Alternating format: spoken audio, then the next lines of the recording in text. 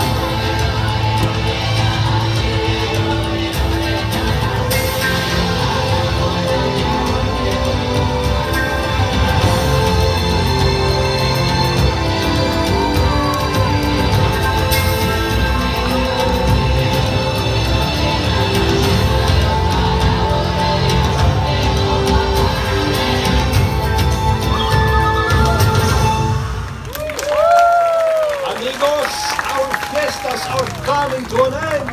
But before we go, there's one more festive tradition I want to share with you. In Mexico, we honor and celebrate the lives of loved ones in our family who have departed before us.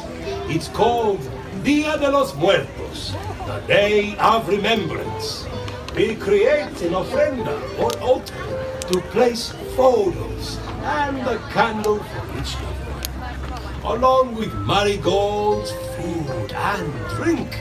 This is not a sad occasion, amigos, but one of celebration and love of life. And it's perfect that this celebration is part of today's fiesta.